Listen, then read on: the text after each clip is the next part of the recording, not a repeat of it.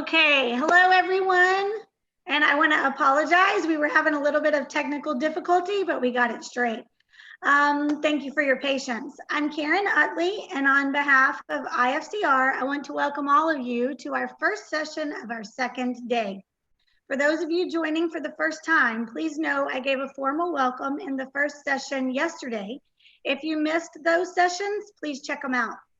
Like all of you, I'm disappointed we aren't in Houston gathering in person, but we are appreciative of the opportunity to make our conference virtual, and we appreciate the sponsors who helped us to do this. As I said yesterday, this is a learning experience. We have learned that the most convenient way for you to submit your questions is through the chat feature on YouTube Live. This will be monitored continuously. We're going to do a question and answer at the end of the talks, but feel free to submit those questions as you think of them.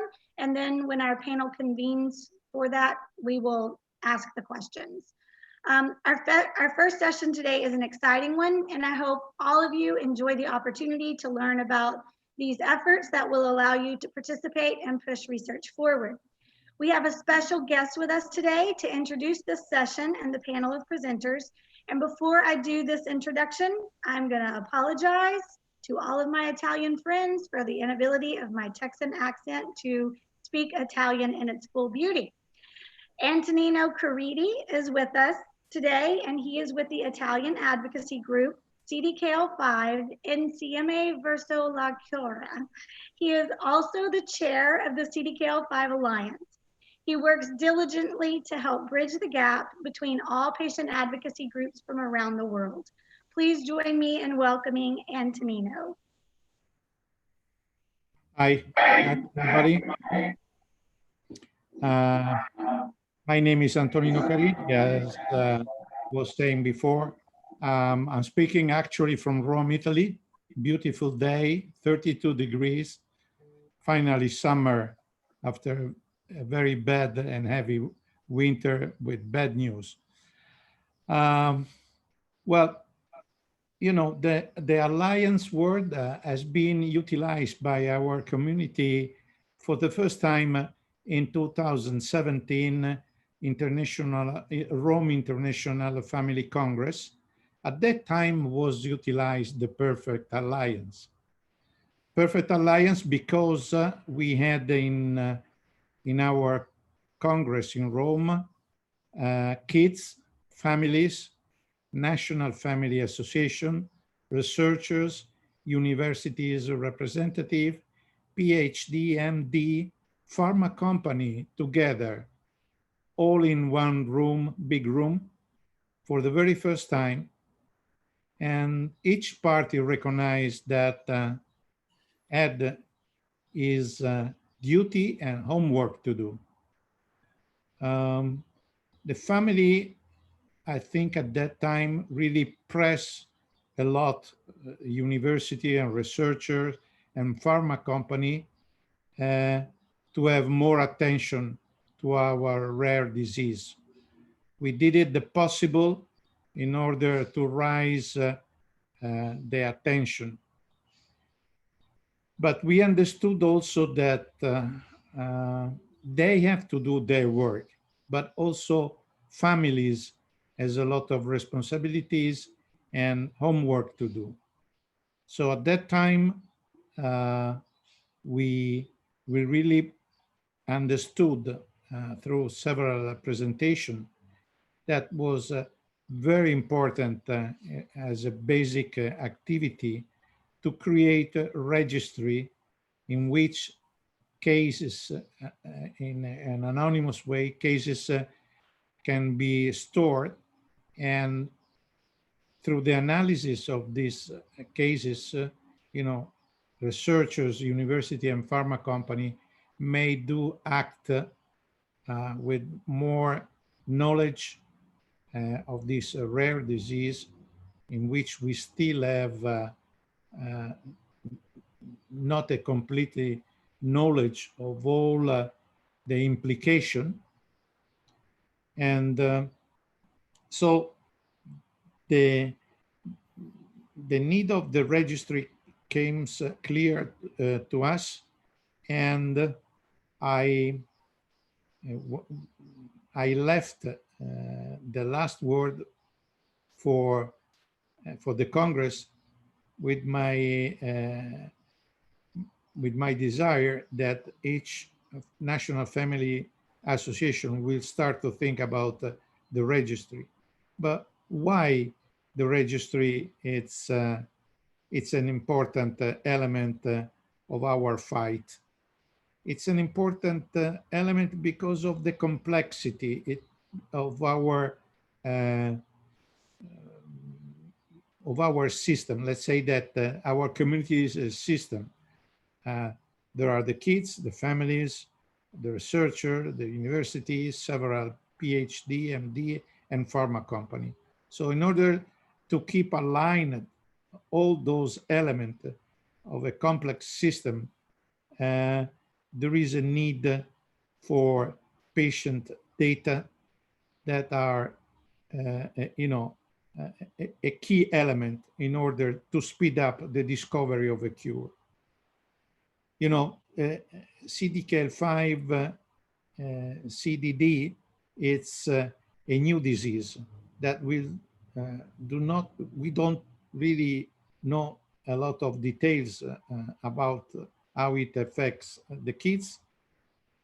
For example, boys versus girls, teenagers versus kids, adults, and also because a registry can immediately tune families to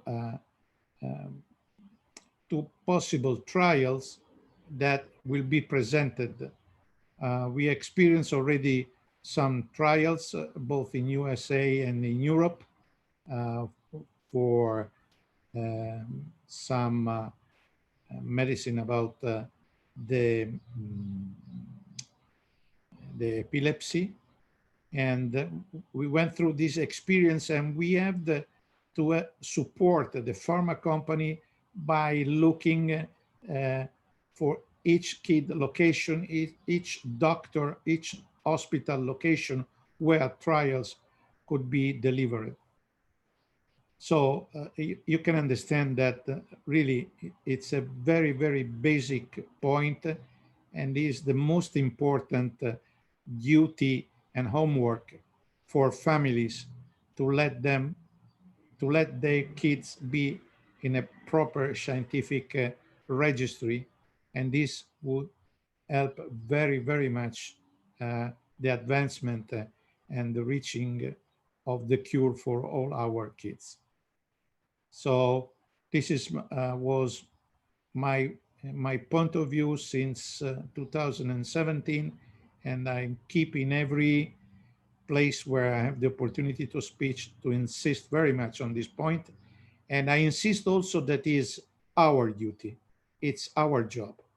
The others, they are doing their job. We see many studies, we see many research, we see pharma company involved announcing trials, but families has a very important duty and homework to do. Thank you very much for your time.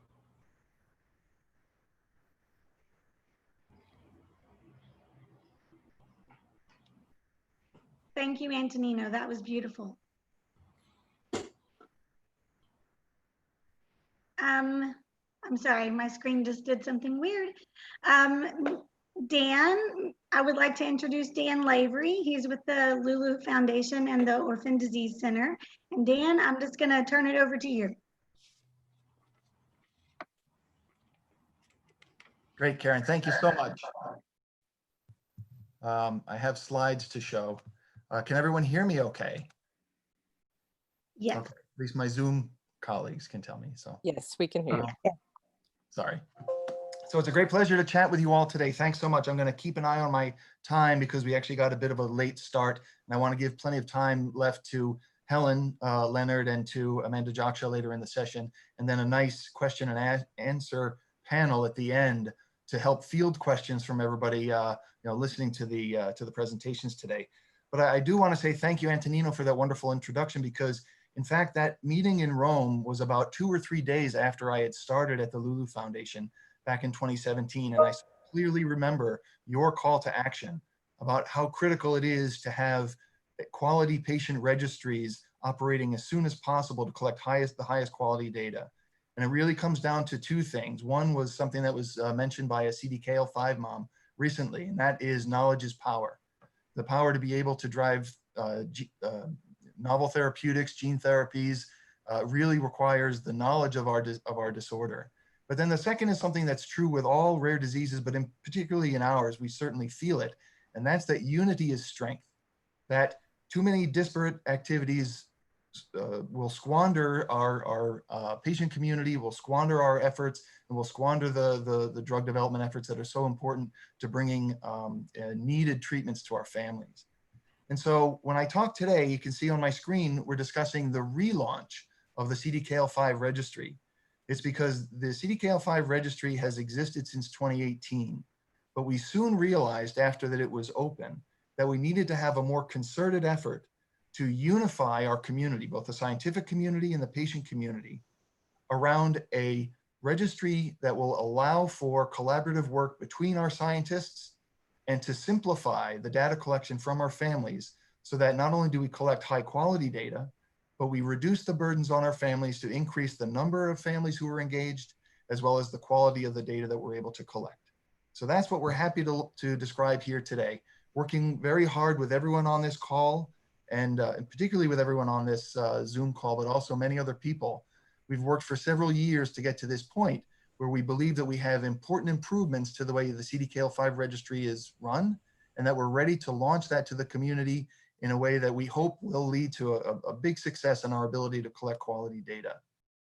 So just to announce, active today, the CDKL5 registry is now easily accessible through a simplified URL. You need only go to www.cdkl5registry.org. You'll land on a web page that helps describe why we're doing what we're doing, what this means to families, what this means to researchers, and gives you an easy way to click on a Register Now button that will immediately take you to the registry itself to either enroll or to log in to help add your data. And this slide I show because it is so very important. There's so much feedback we got when the CDKL5 registry was first opened back in 2018, because it was never fully explained to the whole community, scientific and patient community, what all these different data collection efforts were. And they ranged from efforts that were more focused on, if people can see my cursor, more focused on creating a patient contact registry, meaning essentially a membership list with some information about your patient families. Other efforts, including the effort that Antonino described that was established in Italy with Insieme Verso la Cura, their first patient clinical registry collecting clinical data, as well as efforts led mostly in the US to run a natural history study on CDKL5. And then as well, an important effort that's been run by Helen, Leonard, and Jenny Downs in Australia, Telethon Kids Institute, which collects both patient data and is starting to integrate the clinical data. It wasn't clear how all of these efforts were going to be able to combine together in order to provide the unity that we need to generate the quality data. And because of the efforts in the last 2 years of intensely working to be able to integrate all these efforts, we're happy to say that now this whole group has established an alignment of data that will help to optimize the way the data are collected and reduce the burden on the families to help with their participation. So when we talk about registries, patient data clinical registries, what does that really mean? In the ideal situation, a modern registry will do 4 different things. It will help organize the patient community. And if that's all that it does, which is still extremely useful, that can be referred to as a contact registry. But beyond that, we want the ability to collect patient data reported by families or reported by clinicians to be able to be input in a way that would help us grow that into a full-blown, comprehensive clinical research database. We then want to be able to provide the way for researchers collaborating around the world to work together in order to analyze the data in a useful way, to develop and test new treatments. This is the key. We can't have 5 or 6 different efforts going in opposite directions. We need to align ourselves in ways that are respecting the quality of the data, respecting the data privacy issues, but providing the researchers the information that they need to make the right decisions. And then finally, the fourth thing we would hope for from a registry is that that system would allow families to be able to learn about opportunities to participate in new clinical studies, including new drug therapy trials, gene therapy trials, learning about them in a way as soon as possible to see if it's something that they would be interested in participating in. So in order to meet all these four different criteria, the CDKL5 registry was created by the Loulou Foundation working with the Orphan Disease Center at the University of Pennsylvania in very close collaboration with our collaborative partner Pulse Infoframe in order to create the modern CDKL5 registry. As we said, this CDKL5 registry is able to collect quality data either provided by the families and caregivers and collecting it longitudinally over time to get a full picture of the natural history of the disorder, and will also allow us to link in clinical data, either clinical data provided by the families through their GPs, or being able to link up some of the other studies that we talked about, including the Italian clinical data registry, as well as working with the clinical network in the US to be able to import their data through a data sharing agreement in order to provide in one place all of these data properly aligned. It's important for the data security that we're able to establish a modern registry that's cloud-based, fully compliant with data privacy regulations and laws nationally and internationally, and being able to collect, annotate, and analyze the data with the stringent requirements that satisfy regulatory agencies for the presentation of clinical data for clinical trials. We want these data to be useful, not just to other clinicians, to other researchers, but also as a way to present the case why therapeutics should be reviewed by the FDA. So that's why we needed to create the registry to help the research and drug development. But why would the families want to join the CDKL5 registry? Well, really, there are three main reasons. The first is that you can contribute to the community by contributing data about your child or loved one living with CDD. It's important, as Antonino pointed out, the disorder's only been recognized for about 15 years. The first clinical descriptions, of which Helen was an important part of, have really only come out in about the last 12 years. There's still much that we don't know. How do symptoms vary and to what degree between patients? How do the symptoms change in our patients as they get older, as kids go through puberty, as folks get older? These are important questions that need to be answered and can be only answered with the data that the families provide. The second reason why families should join is that this does give you the opportunity to learn about new opportunities to participate in clinical trials. This, of course, does not, just because you sign up for the registry does not mean you are obliged to participate. It really just presents to you the opportunities to participate if you so choose. It's entirely your choice, but you will find out as soon as the community knows.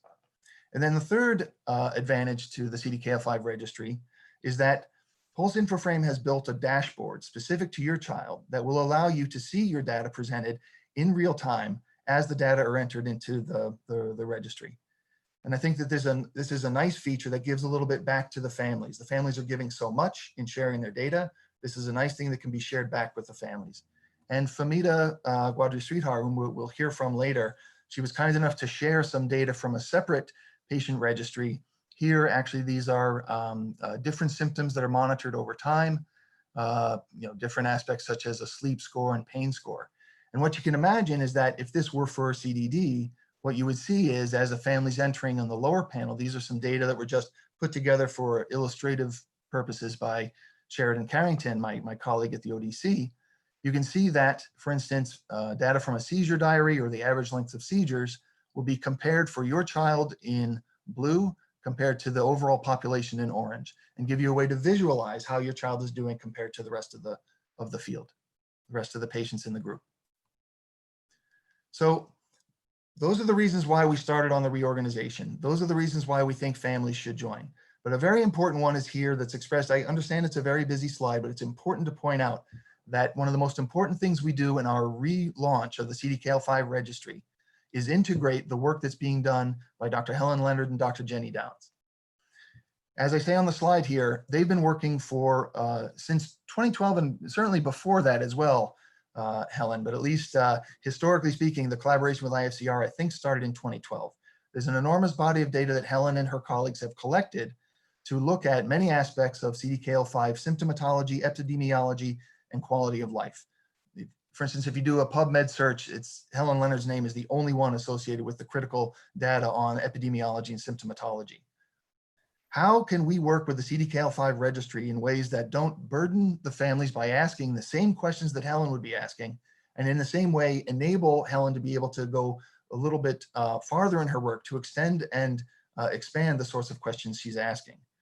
This is actually something that took us quite a while to work out the details on, but we have now a system in place that allows us, with the parents' consent, to share the individual patient level data with Helen in ways that allows all the data that are collected in the CDKL5 registry to be aligned with the data that she's collected in the Telethon Kids ICDD. This is a way to not lose all that beautiful work that's been done previously, and allows us to ask the questions that Helen would ask and provide her the data and align it at the individual patient level. This way, her work can continue and it frees her up from having to ask the same questions that are being asked for CDKL5 registry. And it also, importantly, minimizes the burden on the families by not having to ask the same questions over and over. This we understand is absolutely essential to not fatigue our parents and to maintain their interest in engaging with the CDKL5 registry. So for these reasons, we've now launched the CDKL5 registry in streamlining it by having a single simple URL. If you go to cdkl5registry.org, www.cdkl5registry.org, that'll take you to a beautiful web page that was designed in collaboration with all the group here, that will present information about the registry itself, further explanation for families, information for researchers about how they might participate and gain access to the data, and other aspects of it. Most importantly, though, are these large Register Now buttons that allow you, if you click then, to go immediately to the actual CDKL5 registry platform itself in order to start your enrollment process and filling out then the consent forms to participate. Or if you've already registered, all you have to do is click here to be able to log in. In this way, we hope we've streamlined the process to make it easier to get to where you need to go. Then once you've logged in and finished your consent form, you'll then see that there's a whole menu of different surveys that we want you to fill out. Now, I hope this isn't overwhelming, that it looks like there's a whole laundry list of things that have to be done. But just note that some of the information that's being asked for, such as patient history, need only be filled out once. Some are just annual surveys. They only need to be filled out once a year, others 6 months. And then others, for instance, the seizure diary you will request updates a little more frequently. But the idea is it's designed to be as user-friendly and as understanding of the time burden on the families as it can be. And we'll give you plenty of time to be able to go through it as you're leading your busy lives. But this, we hope, as part of the relaunch, got feedback from some of the families who've been working with us on this in order to really demonstrate we really need to be working hard to align all of our efforts and reduce the burdens on the families. Okay, so in our relaunch, the 3 most important points are to critically minimize the burden that we're asking of these families in order to participate in the registry. And one of the most important ways we're doing that is by uniting and aligning all of the research efforts that are going on, reduce redundancy, efficiently share data so that it's used more effectively by more researchers. And that increase in the quality and quantity of data will help push our research forward. We actually incorporated more feedback from the community. There were some important elements that really needed to be fixed, and then we only heard about them once we had our families do beta testing of the CDKL5 registry. This included, for instance, a suggestion that actually came from Karen, in which she said you really need to have a save button to allow you to pause in the middle of a survey without going to the end, so that if you have something happening in your day, like if your child has a seizure or if someone knocks at the door, you can save your work without having to lose it all and start all from the beginning. That and many other feedback items were incorporated into making it a much more user-friendly and robust registry experience. And so then the third thing was to integrate all of that into the platform that currently exists, which was a great collaborative effort between all of the people on our team, the folks working within Pulse Infoframe. And that means that now we have a product that is much, much more robust and useful for the families. To this point now, we actually have had almost 50 families who have already enrolled and actually started entering their data. Important for us to note that nothing will change for you. The entered data are still there, and we're very happy that you've been inputting data up till now. We will, however, ask you to re-agree to a new consent form because of the changes that we've added to improve the registry. Just our IRB requires that we then ask you to re-sign a consent form in order to take part in the registry moving forward. As currently configured, the CDKL5 registry is available in English, but we have full-on plans working with translators to do back and forward translation in order to provide options in 8 different languages important to the community before the end of 2020. And we're happy to hold ourselves to that. We'll be sure to let the community know as these come online. If, aside from the languages listed here, there are others that the community feels are important to add, they can be added as needed. So we're looking forward to that in a way that it will help expand our footprint. We understand CDKL5 is a global disorder. All drug development moving forward really is going to have to rely on our global alliance, not just in any one country. And this reflects that global nature of our registry. Just a nice little incentive if you need one. The Loulou Foundation has kindly offered to donate $100 in your child's name to CDKL5 research if you register immediately. And so we're looking forward to that. You'll see that as a pop-up as it comes up on the CDKL5 registry.org page. When you follow it through, we'll be happy to follow up and make that donation in your child's name.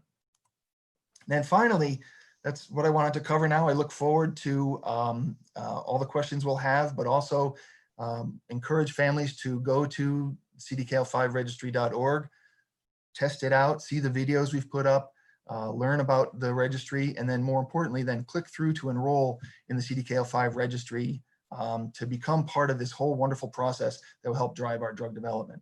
And just I thank you to the whole community who's been involved in this since the registry was first opened up.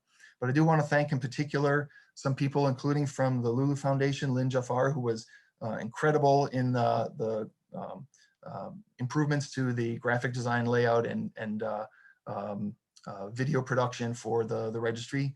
At IFCR, we work very closely with Karen and Amanda, as well as their communications consultant, Jennifer Michelle. Helen and Jenny were critical to this. We really appreciate their collaborative effort. Femida Gwadry-Sridhar, the founder and CEO of Pulse, worked very closely with us, including at one point taking in one day a flight from the east coast of Australia to the west coast to visit Helen and Jenny and then back, just as a way to help move this process forward. And then, of course, feedback we got from the CDKL5 Alliance, the families that we tested the platform on, with great support from Antonino, as well as Carol Ann Partridge in the UK and Pam Bauer early on from CDKL5 Netherlands. And then last is my colleague Sheridan Carrington, who carried a lot of the water for me and did a lot of the hard work where I got to take all the glory. So just reminding you, please visit the website, CDKL5registry.org, and that will allow you to click through to the registry to be able to register now. Thanks very much.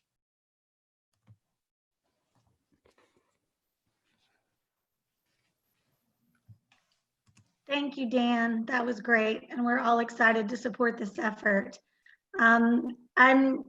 Because we're running on time, I'm just going to pass it off to Dr. Helen Leonard and let her take over from here. Thank you. Helen, feel free to say something about yourself. I'm sorry.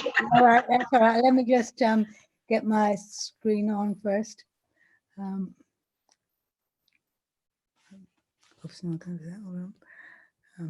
So won't be a minute. No problem. Yeah. More. Share screen.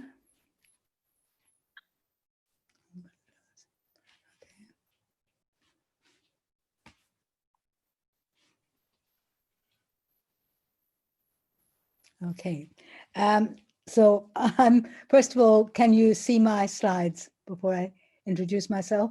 Yes. You can. Great, great. Okay, I'm Dr. Helen Leonard, and I suppose established the international CDKL5 Disorder Database and have continued to work on CDKL5 for quite some years. So I'll tell you a bit about that in my talk, which is really entitled Goals. And first of all, before I move on to that, I must thank both Karen and Amanda for inviting me to speak at this innovative online conference. It really it is a pleasure, and thanks so much for getting this organized. So I will be talking about the goals of the International CDKL5 Disorder Database, past, present, and future. You know, where we started, what we have done, and what our plans are for the future. So how did it all begin? Now, some of you may have seen this slide before, others may not, because some of you may have young children and recent diagnosis. But this was the family in Australia where the mutation in the CDKL5 was first identified. And I met this family now over 25 years ago. I met this family when the girl on the left had a diagnosis of autism, and the girl on the right had a diagnosis of atypical Rett syndrome, early onset seizure variant of Rett syndrome, as it was called then. And this was before the MECP2 gene was identified as the cause of Rett syndrome. Anyway, when it was identified and the testing occurred in this family, no mutation was found in the MECP2 gene. And it was 4 or 5 years later when eventually in this family with twin girls and a brother who had died of a severe neurological disorder, the mutation was found in the CDKL5 gene. And so the rest is history, should we say. Anyway, so that was my initial interest in CDKL5, and I think I must express my dedication to Lita Woltwood, the parent of this family, who I talked with this week and has been really an inspiration to me in my journey in CDKL5. So what we did initially was we had an international Rett syndrome database where we had children with Rett syndrome and MECP2 mutations, and then a small number with CDKL5, and they had mutations in the CDKL5 gene. And way back then, we decided to compare. This was in 2011, 2012, 2011, I should say, with compare the characteristics of those with Rett syndrome and those with CDKL5. And we did that, and you probably may have seen this slide before, but it really points out the important features of CDKL5 compared with Rett syndrome: the seizures within the first year of life, usually the first 3 months, global developmental delay with severely impaired gross motor function, and then often sleep disturbances, hypotonia, bruxism, gastrointestinal issues. And interestingly, at that time, we said it was unlikely to have independent walking, microcephaly, and major malformations. Now, I'm not so sure that it's that unlikely to have, it's rarer to have independent walking, but as I'll show you, it does occur quite frequently. So why an international database? Now, we knew then that CDKL5 deficiency was an independent disorder. Yet we knew in 2011 so much more was needed to learn about aspects of the disorder, including the diagnosis, whether it was being made or not, the family's experience of the diagnosis, the natural history, life expectancy, and that will be a way back down the track because you need population data for that. Clinical variation, which I'm going to talk about in my next talk, appropriateness of interventions, possibility of cell-based treatments. So that really inspired us to set up the International CDKL5 Disorder Database in 2012. And it was a collaboration between us as researchers in Australia and IFCR.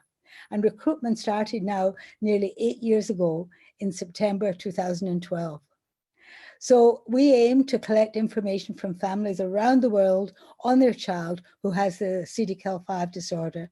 And we collect information about their developmental history, functional abilities, seizures, medical problems and their management, and also the impact of CDKL5 on the family. So we have a comprehensive questionnaire, which is generally completed online, but can be made available on paper, and we can also do telephone interviews. This questionnaire is already translated into French, German, Portuguese, Russian, Italian, Japanese, and Mandarin, and further work on translations is in process. So the topics covered, I've sort of mentioned before: the early period, pregnancy, early development, diagnosis, functional domains, epilepsy, other comorbidities, sleep, behavior and mood, hand stereotypies, medications, and his hospitalization history, and also family structure and quality of life. So where are we today, nearly 8 years on from when we started? This is the present we're at now. So here we are. We've had about around 500 registrations, but they weren't all valid. You know, some did not turn out to have a valid CDKL5 mutation. But you can see there that the registrations have continued over time, and they are from about 48 different countries in total. So on the right here, you can see the countries where the registrations have come from. 40% from the US, but 5 or 6% from quite a number of other countries like the UK, France, Australia, Germany, Canada, and a few from Brazil, but we have got a lot from Brazil, and we're working on collecting that data. Russia, where we have a Russian research assistant who interviews families. Japan, where we also have a pediatrician who is in contact with families. And then the 18% from other countries. The age at registration, as the years passed, we're having more and more younger children registered. So at the moment, overall, 14% are under 1 at registration, 31% 1 to 2 years, 22% 3 to 5, and then 28% 6 to 18, and 5% 17 years or over. So that distribution would have changed over time. When we started, we would have very few children diagnosed and registered under 1, but now, you know, a large majority are that young when they register.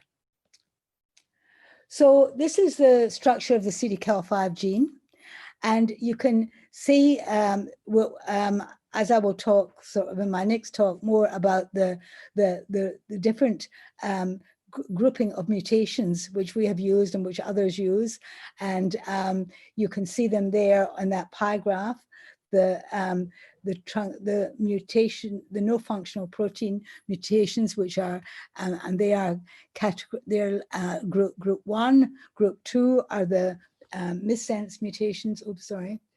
Missense mutations, and group 3 are the truncations between after AA71 and before AA81, and group 4, the truncations after AA81. So we have now details available on 376 individuals with a pathogenic mutation. But of those 300, there are 283 distinct pathogenic mutations. 16% are recurrent. So only, you know, it's only 16% of that number have more than one person affected. And of the 376 individuals, recurrent mutation therefore occur in only just over a third of cases. And the maximum number we have for each mutation is 9, and we have only 10 unique mutations, which include greater than 4 individuals. So you understand why it's so important to collect large numbers, amount of data where we can match people together with the same mutation and find out if they're different from others. And I'll be talking about that in my second talk. So what has been, we've been working together with families over this time. I just want to briefly tell you something of what has been achieved. So we have, I've told you about our original paper where we defined CDKL5 disorder as a unique disorder. Then we looked at the variability in the attainment of developmental milestones, and we found differences, and we are still very interested in the clinical differences between different groups of children. We actually looked at functional ability, to how many could learn to sit up, how many learn to walk, the level of communication, etc. We also looked at the prevalence and onset of comorbidities, such as sleep problems, respiratory problems, scoliosis. And then we've also looked at seizure variables and their relation to genotype, to the broad genotype groupings, not individual ones, and also to functional abilities. So there's some interesting associations which we're now beginning to tease out, and I'll talk about more about them later. That was up until 2017. Since then, we've published on families' experiences with the ketogenic diet and with the vagus nerve stimulator, both treatments for epilepsy. We've also published on the impact of caring for a child with CDKL5, the impact on mums, and what that means, and what are the aspects that are, that really are concerning for mums. We're starting to look at quality of life, and we've done a qualitative study on quality of life. And this final paper I will be talking about more in my next talk, about a particular young woman who has got a very mild phenotype for CDKL5, and she has no seizures. So just wanted to alert everybody to our CDKL5 database here, where people can search on characteristics of CDKL5 by age group, find out what the prevalence is in different age groups, by gender, by the large mutation group. And you just go to our website up here, and then you click there, and it asks you what you would like to search. And these are examples of the graphs that come up that you can, when you search. And here's another one. One above is for sleep, and the one below is for mobility, walking ability. So now, what are we investigating today and into the future? So our research themes this year, 2020, have been quality of life for children and adults with CDD, and Jenny talked a bit about that yesterday, and I'll add a little bit more information about that. We're working on the family's experience of the diagnosis of CDD in their children, and this is a joint project with Scott Demarest from Colorado, where he is doing qualitative interviews while we have a lot of data that we've collected quantitatively and qualitatively. We're interested in looking at changes in development and clinical severity over time using our unique longitudinal data, and I will show you one example of that. And what I'm going to focus on in my next talk is finding out what contributes to the variability in functional ability in children with CDD. And finally, we are using our data to prepare for clinical trials in combination with the IRCCN. And I know that Jenny showed a slide yesterday demonstrating the pathway that we have for that, and that's currently being funded by IFCR. You may hear more about that perhaps from Scott as well. So just briefly on our quality of life study, our aims were to describe total quality of life and individual domains of quality of life in children and adults with CDD, and to investigate factors affecting quality of life, and to compare quality of life in CDD with other neurodevelopmental disorders, and to consider whether factors which can be modified to improve quality of life. So in that, we administered a follow-up questionnaire in 2018, where we had the question, the child quality of life survey, QI disability, and we also collected information on family quality of life and parental health and the family situation. So these are the domains, and I think again Jenny would have probably focused on these yesterday, but these are the domains of quality of life that are included in this instrument that we administer. So just a couple of snapshots of results. We found, interestingly enough, that those living in North America had total quality of life scores much higher than those living in other countries. And we can speculate on the reasons for that, but this was a very clear finding from the study. We also found some differences with the large mutation groups, and found that those with the missense or the in-frame mutations and those with no functional protein had a poorer quality of life than those with other mutations. In the physical health domain, I think this first point was very important.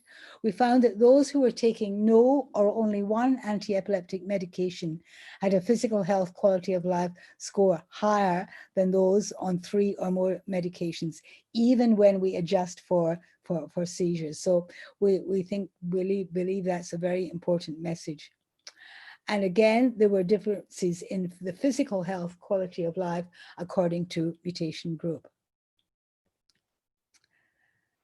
So, these are only preliminary findings. We need a larger sample.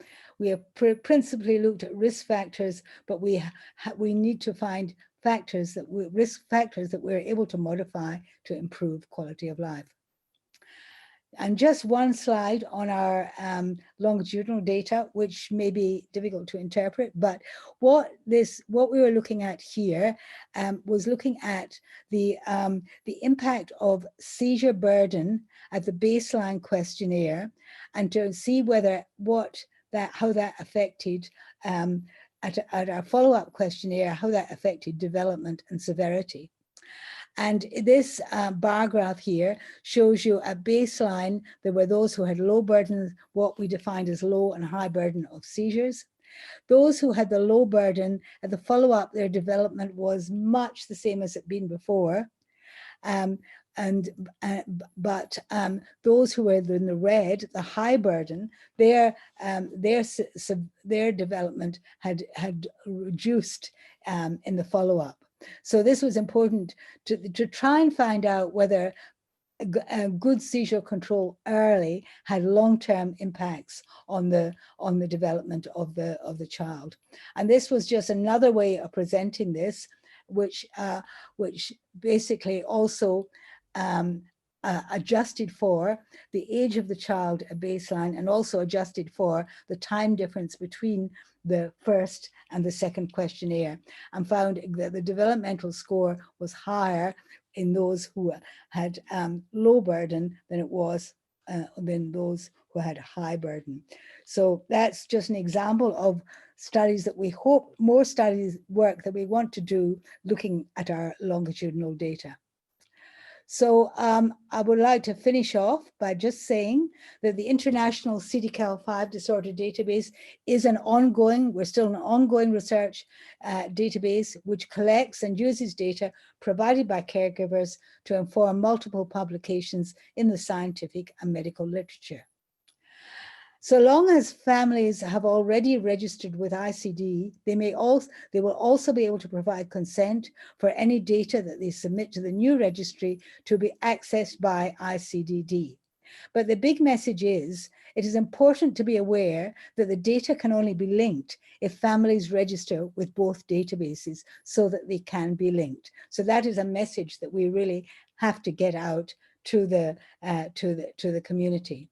And any questions on this, that is my telephone number and my email address. And so I'll just finish by showing you how you can register with the International CDKL5 Disorder Database. You can either go to this website at ICFR, and when you see it, you go to this page where it says to register with the International Database, please go here and press on click. Alternatively, you can just go directly directly to this URL at the bottom, which says register.telethonkids.org.au. Sorry, it's so long. /CDKL5 / register. Sorry about the length of that URL. So it was out of our control. And this is our registration form where you would register for this database. And then once registered, we will contact you. But remember, registering with both databases is very important for the data to be linked from the new registry back to ours. So I would just like to finish by thanking you to especially the many families who have submitted data to our studies, and the funding and support from the International Foundation for CDKL5 Research, the Loulou Foundation, RettSyndrome.org, and the National Health and Medical Research Council in Australia. Thank you.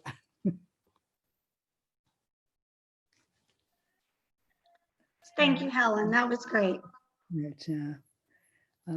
Somebody else's screen, share the screen, I expect. Yeah, I think Amanda is gonna be up next.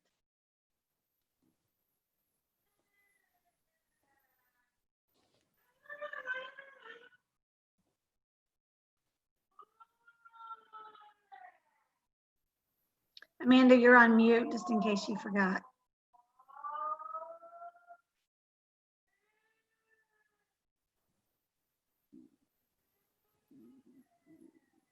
Okay, guys, can you see my screen? Karen, can you see my screen? I can't right now. I could a second ago. I can't right now. Okay, just a sec here. Can you see it now? Yes. Okay. All right, guys, I'm going to be quick for the sake of time. My name is Amanda Jaksha. I'm with the IFCR. I think most of you are probably familiar with me if you're parents. Connect CDKL5, I think many of you may be aware of as well, but I think the most important thing to recognize or distinguish from these other two platforms is that this is not a study. This is a platform that we're trying to just develop, just tried to gather all of us in one place so we have a better idea of how many of us are located around the world, how old we are, what age are our children, those kinds of things. So Connect essentially it's a contact platform. We don't sell your data. We don't use your data for research.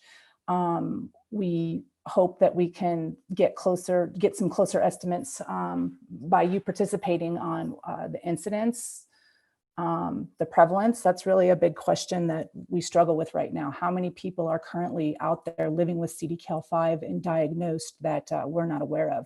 And not just IFCR, I mean the community at large.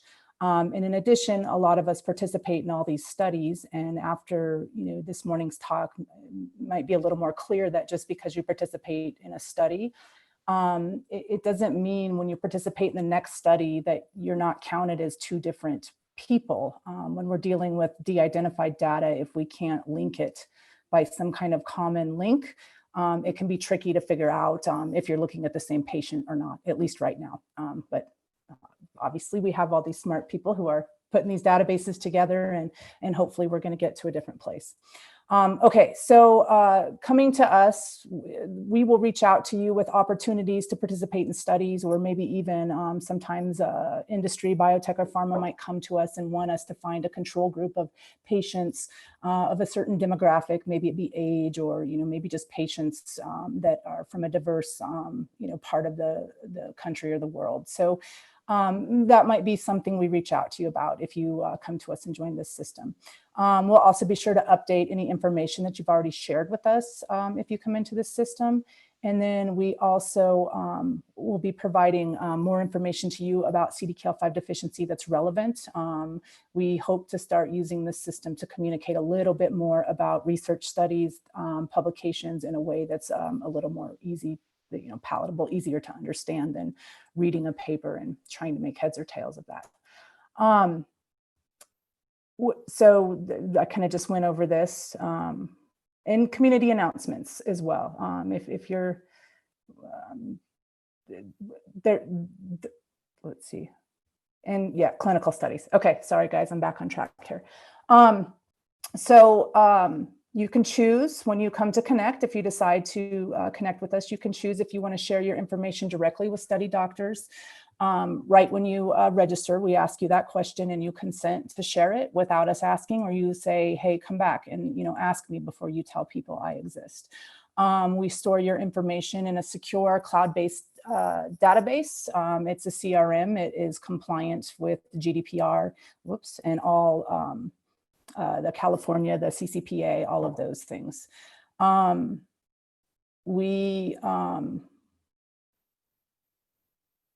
Let's see. These are the things, once again, just back to kind of what we would send back out to you out of Connect. I think the main point I'm trying to make is we don't want to use Connect to overburden your inbox. We will reach back out to you via Connect for things specific to research or your actual child's information that you've left us about research. So let's see, and can my information be withdrawn from Connect? And just very important that you have the right to be forgotten in Connect. We have an actual, when you consent, there's information on where you email to ask to be removed if you decide you don't want to continue to be part of Connect. This is our snapshot of what you're consenting to. This can be found on our website as well, but it basically just walks you through what you agree to, what we'll do with your information, and what we may send you and communicate with you about. We will never sell your information. This is strictly a database for the advocacy organizations that choose to participate, for all of us to be able to communicate and just simply connect you to things that may be of interest or help. Your data is secure. I'm not going to spend much time on this slide, but if anybody would like to follow up with me or anyone else at IFCR, we can walk through these things with you. And then, just together, the more, if we can all come together and enter data and work within all three of these databases, it's really going to help us move quicker and also provide the support that researchers and industry need to continue to develop drugs for us, I should say. So with that said, I'm going to stop my slides. I'll turn my camera on, and I'm going to turn this back over to Dan, and we can kick off a Q&A panel. Great, thanks very much, Amanda. Appreciate that. And so we'd love to field any and all questions, as many as we can in the time allotted, and we can also follow up sharing our emails or going through Karen and Amanda. We can answer anything off afterwards as well, or through Heidi as well. I'd just like to take 1 second to introduce another person who's going to join our conversation as part of this discussion panel. Of course, all the folks who have already spoken are eligible to discuss, but I did want to introduce Dr. Femida Gwadry-Sridhar, who is the founder and CEO of Pulse Infoframe. Femida, if you want to give a wave. There we go. Femida is herself a trained epidemiologist, PhD epidemiologist, who still has an active academic career, but is also an expert in clinical data infrastructure, data security, data analysis, and the IT infrastructure that allows that to all take place. So she's a great resource for questions regarding a lot of these things that Amanda just touched on, some of the issues about GDPR, et cetera. So, but happy to field questions. I think Karen, Heidi, and Amanda probably be queuing up the questions for us. So right now there are no questions Nope, on the chat. that's not true. There's Oh, there questions. are? Oh, Okay, yeah. sorry. Yep. It's okay. Oh, it's not showing on mine. Go ahead. So we have a question. Are there any plans for either CDKL5 Registry or the Telethon database to be app-based? Many families don't use or have computers, laptops, or tablets. Therefore, having a registry is going to be more user-friendly and accessible to families and caregivers. Exactly.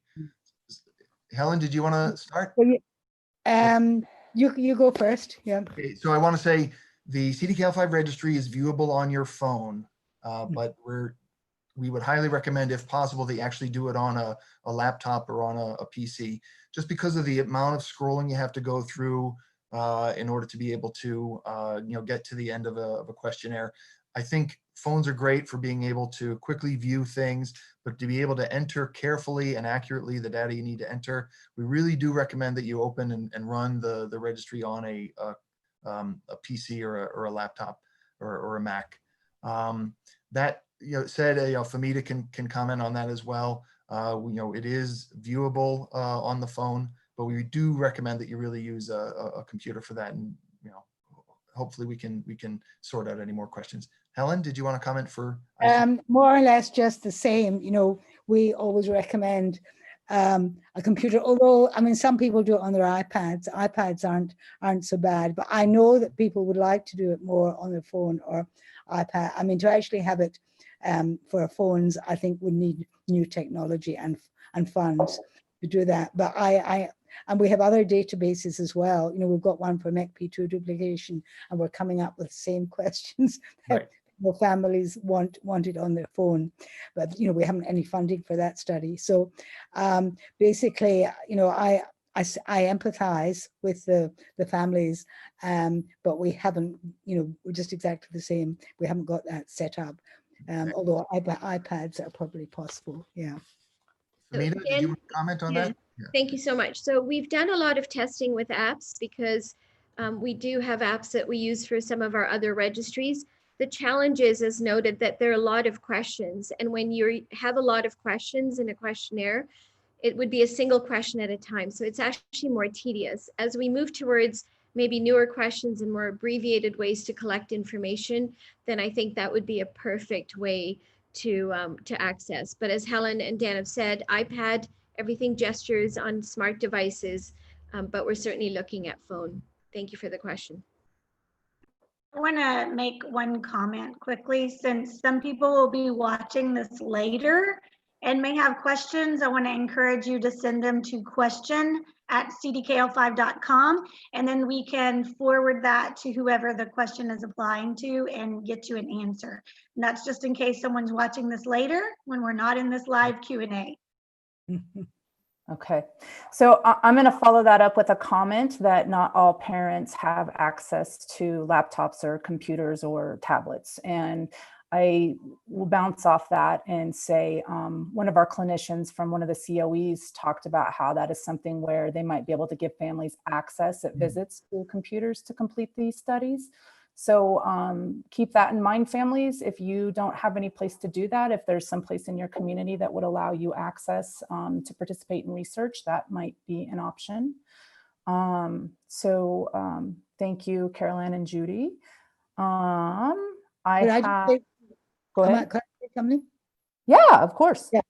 Just to say that we do offer a telephone interview for families who don't have access to computers, and that does work quite successfully. They're happy to do it. So quite a few families have done that because of lack of technology, and that's always available.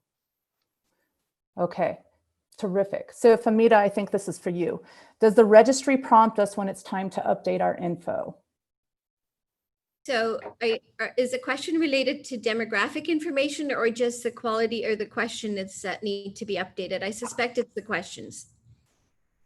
Yes, I suspect it's the questions yes, that's my suspicion as well. Marissa, give me a message if that needs changed or updated.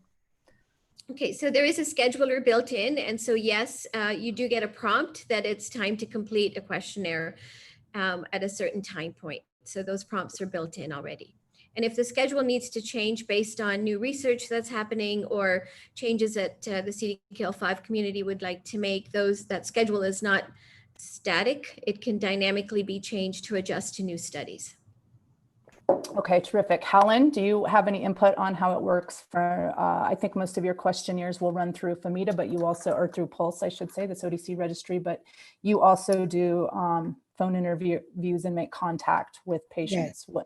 That will continue, is that correct? Yes, that's right. And there will be new, in association with the work we're doing on working towards clinical trials, there might be some short surveys associated with that as well. Yeah. I actually have a follow-up question on that. Can you choose the method you're reminded, or is it just automatically is emailed? It's email or secure SMS, Karen. So you have a choice as to the method. That's great. Okay, good. Because you're much better off if you can text me. No. Thank you.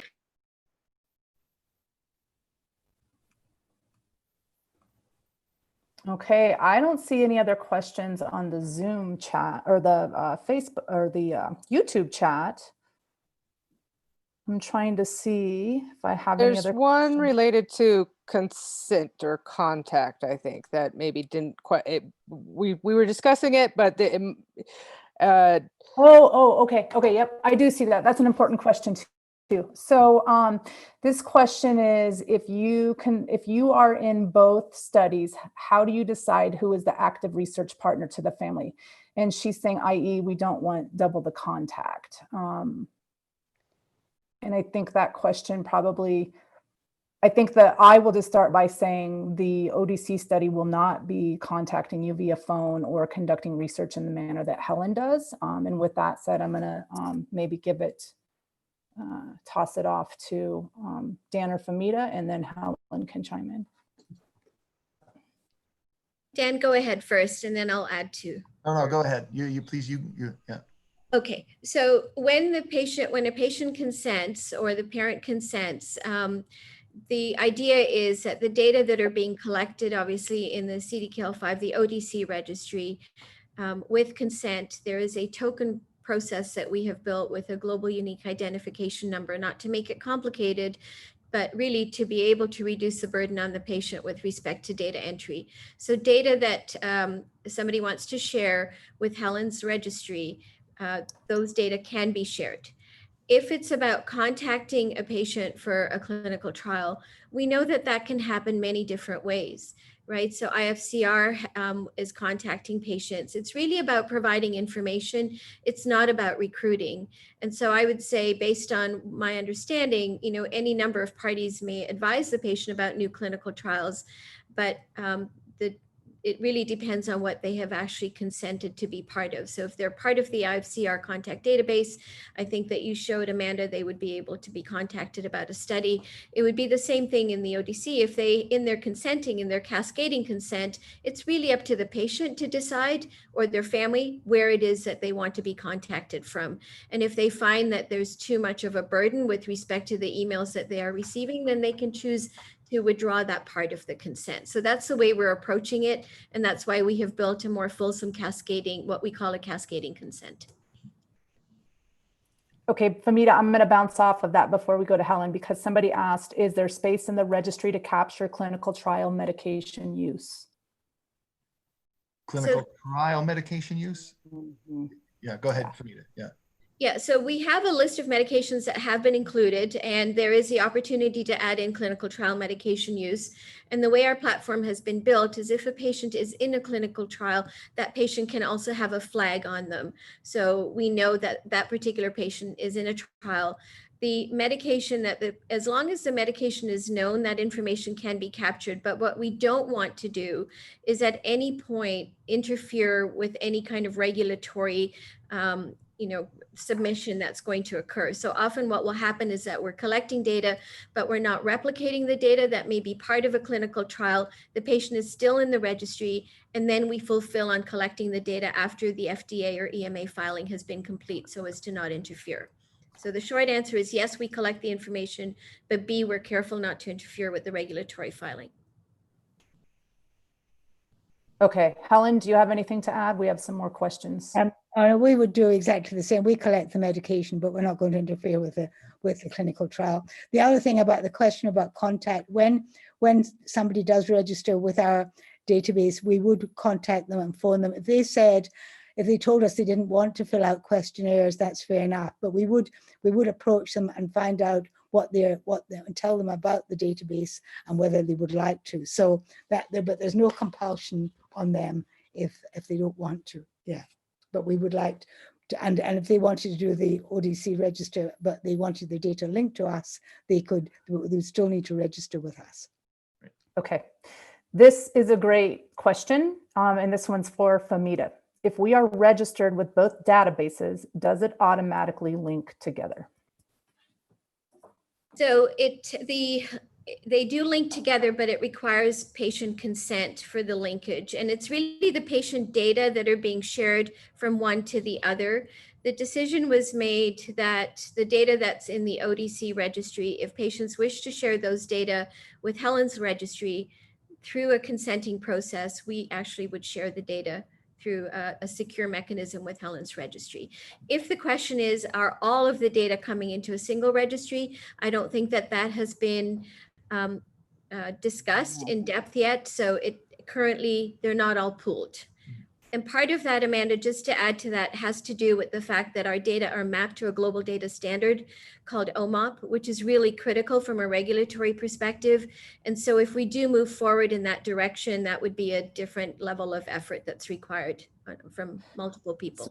Well, and I think you make a good point, though. I mean, if you're registered in both databases and you've consented to share your data with Helen, you don't have to do anything more. It's going to flow over to Helen. In addition, I think it's important to note when it flows to Helen, it's not going to be identified, that we have some overlapping of data that we do with these these numbers, the GUIDs, I think Femida touched on a little bit. Your personal information is not going to move from one system to another in a way that somebody could identify it as your information. So when Helen receives this information, she'll only be able to link it through, we'll just say, an XYZ number that's unique to you.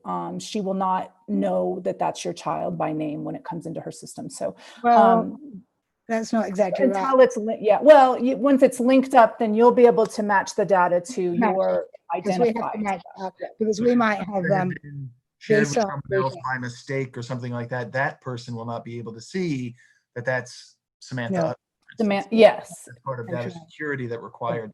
But Helen will certainly be able to line up kids with kids from the data sources. That's important because the data, it could be, we might have data last year, another data comes this year, and that's great because we've got the same data longitudinally. Yeah. Let me pop back over here. Let's see, it looks like that question was answered. And then I kind of have, I think the only other thing I have coming in is almost a comment, but it's a really good one because this is the message we're trying to send. So the comment was, or the question / comment was, oops, hang on, I lost it. There's a good one about, it's on Facebook. Here we go. So you'd like parents to 1, register with the CDKL5 registry, 2, register with Telethon Kids Dr. Leonard, and 3, sign up for CDKL5 Connect, and 4, participate in the natural history study at a center of excellence if possible.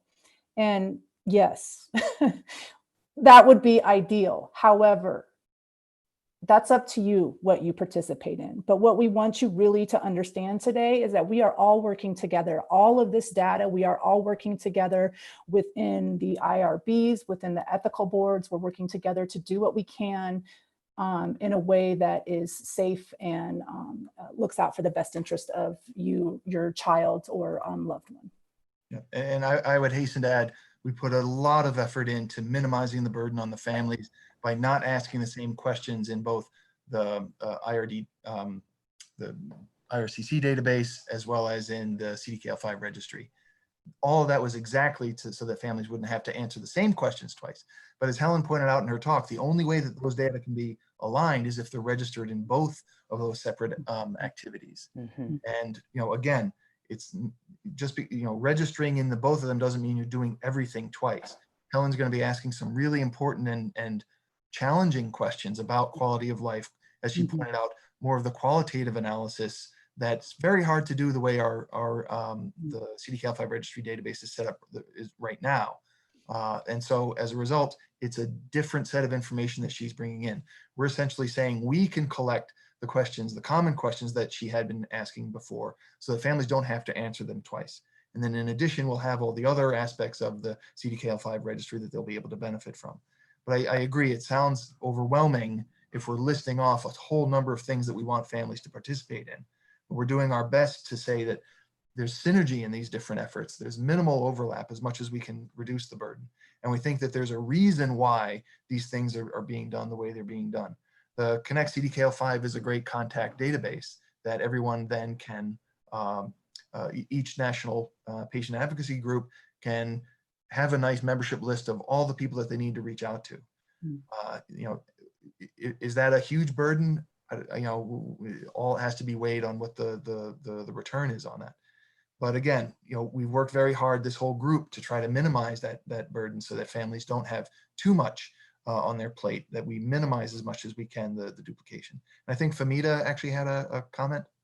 Yeah, and I think, so I want to also just provide a little bit of context around this, that it's really about the evolving environment from a regulatory perspective, from a privacy and security perspective. And so when we talked even about the GUID, for anybody who has a safety deposit box, you know that there are two keys, right? The bank has a key and you have your own key. And the GUID is really no different. There are two keys. One does not work without the other. And everything, which is your health information, is essentially what's in the safe. And to share that, it needs your consent, which is the one key. And you need somebody on the other end to have the other key to unlock that safe, just to have a simple example. The other thing is that with the consenting that is required, it's really because of GDPR, so the global data protection requirements that have come into place in the European Union and the UK, which are really being enforced globally, HIPAA in the United States and PHIPAA, PIPEDA in Canada.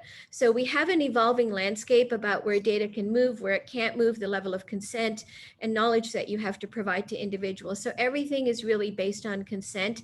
And that's why there's so many consents that are involved, because you have to participate fully knowing where your data are going and where they're being used. So that was the only thing I wanted to add.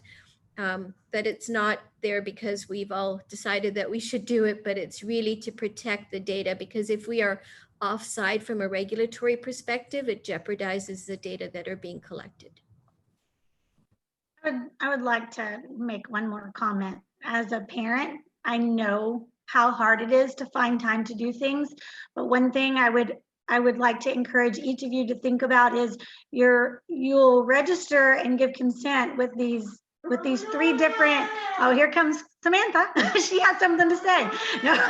So you'll register with these three different things, but that will just be one time. And then as the needs for each database change, what Helen's doing will not be duplicate of what the registry is doing, and what the registry is doing will not be duplicating it. Like Dan and Helen and Amanda all pointed out, is that we've worked very hard to ensure that there's not overlap. So I just want to encourage you with that fact, and just know that Amanda and myself and the wonderful families who volunteered to give feedback on all of this for all of these databases, we really worked hard to try to minimize the burden. And I think if you just take the time and step out there and do that, then I think you'll be very happy with the results.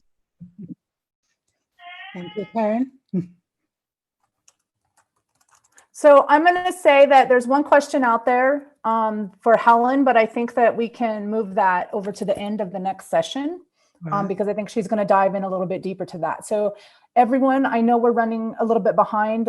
We had some technical difficulties, and we have a little bit of padding of time built in. And in addition, we can talk all day, I guess, if you want to hang out and talk with us. So with that said, Helen will be our next presenter, but it will not happen on this YouTube channel. When we discontinue going live, please go get some coffee, give yourself about 15 minutes. And it's 10:28 right now. Let's plan to be back at about 10:45 with Helen live again. Does that sound good to everyone? Yep. Thank you so much. Thank you all very much. Thank you, everyone. Thank you, everyone, for your time and effort on this. And thanks to the community. Bye. Hi, Samantha.